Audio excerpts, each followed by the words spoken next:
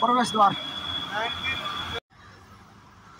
ठिक हामी यो हेटौडाको सुरुङ प्रवेशद्वारमा छौँ।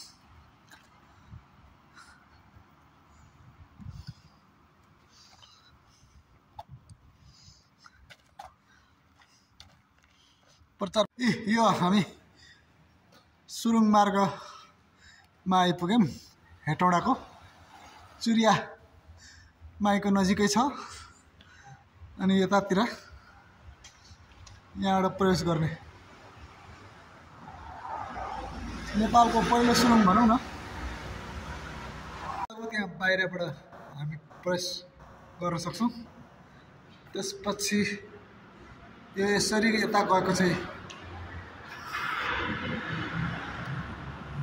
डाँडाकालमै निर्माण गरेको हो नि। यो हेटौडाको ऐतिहासिक मानव निर्मित सुरुङ।